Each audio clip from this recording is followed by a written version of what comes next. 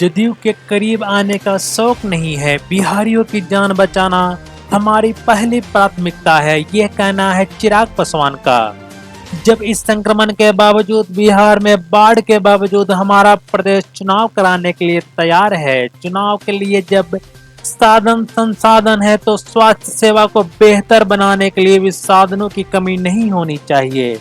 सबसे बड़ी चिंता की बात जो प्रदेश भर से सामने आ रही है, जो आइसोलेशन सेंटर है उसकी व्यवस्था ठीक नहीं है। आज के तारीख में सही जांच भी जरूरी है और जांच बढ़ाने की जरूरत है। आगे चिराग पासवान ने कहा, हम तो बोलते ही रहेंगे, हम बिहारियों को मरता हुआ नहीं देख सकते हैं।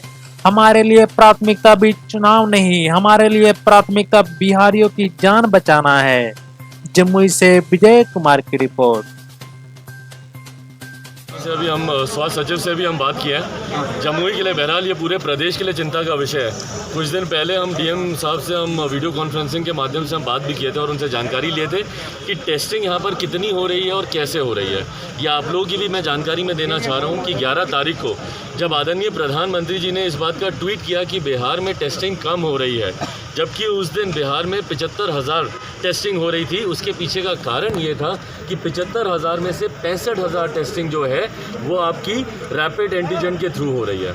इसमें 2-3 तरीके के इसमें प्रोसेस होते हैं। रैपिड एंटीजन होता है जिसमें कि तुरंत आपको जांच आपको पता चल जाती है, पर आईसीएमआर की गाइडलाइन है। आईसीएमआर स्पष्ट रूप से कहता है कि जो भी टेस्टिंग अगर आप एंटीजन के थ्रू कर रहे हैं, रैपिड एंटीजन के थ्रू, आपको सिर्फ कंटेनमेंट जोन में करनी है, क्योंकि उसकी सेंसिटिविटी इतनी ज़्यादा नहीं है कि किसी में कम लक्षण है तो उसको पकड़ ले।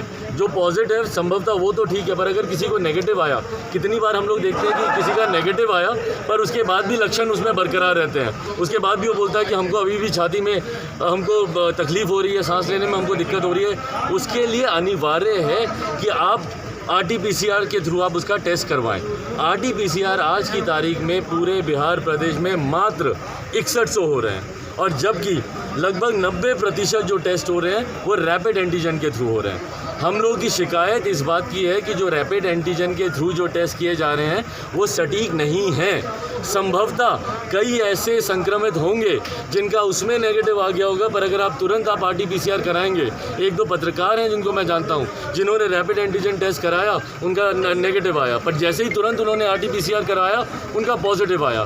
तो सही जाँच होनी ज़रूरी है। इसके लिए हम लोग को RT-PCR की जाँच हम लोग को बढ़ाने की ज़रूरत है। इसी क्रम में आज अधिकारियों को मैंने बुलवाया था, उनकी समस्या को जानने का मैंने प्रयास किया कि भाई क्या आर्थिक समस्या आ रही है। हमको नहीं लगता आर्थिक समस्या होनी चाहिए। आज की तारीख में जब इस संक्रमण के बावजूद, बिहार में बाढ़ के बावजूद हमारे प्रदेश अगर चुनाव कराने के लिए तैयार है, चुनाव के लिए अगर हमारे पास साधन संसाधन है, तो मुझे नहीं लगता कि स्वास्थ्य सेवा को बेहतर बनाने के लिए हम लोग के पास संसाधनों की कोई कमी होगी। तो यही मैंने अधिकारियों से मैंने जानकारी ली कि अगर आपको लगता है कि आप लोगों के पास किट्स की कमी है, आप लोगों के पास इंस्ट्रूमेंट्स की कमी है, तो एक तो उसको ठीक कराएं। दूसरा, सबसे बड़ी चिंता जो प्रदेश भर से आ रही है वो इस बात की है कि जो आइसोलेशन सेंटर हैं उसकी व्यवस्था ठीक नहीं है। अभी मैंने जितने भी इनके पास रिकॉर्ड थे कि जितने भी लोग आइसोलेशन सेंटर में हैं, और उससे बड़ी समस्या कि जितने होम क्वारंटीन है, इन्होंने 138 लोगों की मुझे सूची दी होम क्वारंटीन की। उनमें से 5-10 लोगों को मैंने इनके सामने ही फ़ोन किया। उसमें से अधिकांश लोग बोलते हैं कि ये उनका नंबर ही नहीं है जिनका आप नाम ले रहे हैं। उसमें से बाकी के लोग बोल रहे हैं कि हमारे परिवार में कभी किसी को कोरोना हुआ ही नहीं। उसमें से तीसरा व्यक्ति बोल रहा है कि भैया हमको हुआ है पर आज तक कोई हमको फिजिकली वेरीफाई करने नहीं आया। जब आप होम क्वारंटीन कर रहे हैं तो आपको इस बात को सुनिश्चित करना है फिजिकली वेरीफाई करके कि वो व्यक्ति होम आइसोलेशन में रहे, क्वारंटीन रहे। आज संभवतः मान लीजिए उन 138 में से अगर 2-4 लोग भी अगर आज यहाँ पे मौजूद हैं, तो सोचिए ये बीमारी महामारी कैसे फैलेगी। और यही विस्फोट हो रहा है बिहार में, जिसको नियंत्रित करने की ज़रूरत है।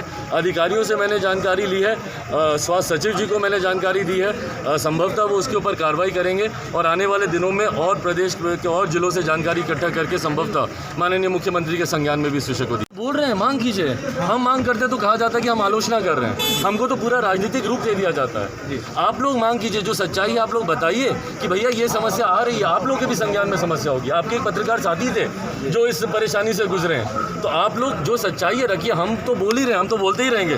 हम बिहारियों को मरता हुआ नहीं देख सकते। हमारे लिए प्राथमिकता अभी चुनाव नहीं है, हमारे लिए प्राथमिकता बिहारियों की जान बचाना है। बाढ़ से जो प्रभावित हैं और जो कोरोना से जो प्रभावित हैं, पहले उनको बेहतर ज़िंदगी दे हमारी सरकार, ये हम लोग की मांग है। पर आज की तारीख में अगर सरकार का पूरा ध्यान सिर्फ और सिर्फ चुनाव कराने पर रहेगा तो ये बीमारी जिस तरीके से विस्फोटक रूप लेती जा रही है, तो आने वाले दिनों में मृत्यु के आंकड़े कितने बढ़ेंगे उसकी हम लोग कल्पना भी नहीं कर सकते। अच्छा सर, अभी जेडीयू और बीजेपी को लेकर आपका जो लगातार हमला हो रहा है जेडीयू पर, यही इन्हीं शब्दावली से हमको परेशानी है।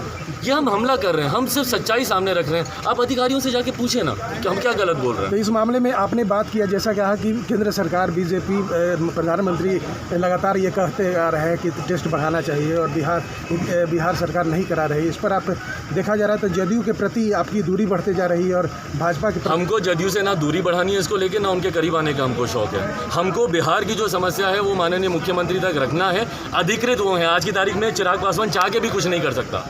आज की तारीख में चिराग पासवान अगर चला जाएगा किसी कोरोना मरीज के, क्या कर लेंगे? कौन सी किट में लाके उनको दे दूंगा? कहीं पे भी जाके चिराग पासवान पूरी तरीके से बाध्य है।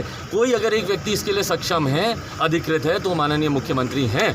और मेरी जिम्मेदारी बनती है, किसी पार्टी किसी गठबंधन का अध्यक्ष होने के नाते नहीं, मेरी जिम्मेदारी बनती है। आज जब मैं यहाँ जमुई लोकसभा में मैं खड़ा हूँ तो जमुई लोकसभा का प्रतिनिधित्व करने के नाते मेरी जिम्मेदारी बनती है। और पूरे बिहार प्रदेश की जब मैं बात करता हूँ तो एक बिहारी होने के नाते मेरी जिम्मेदारी बनती है। इसको पार्टी या दल से जोड़ के मत देखें। सर, आपको जो है पप्पू यादव जो है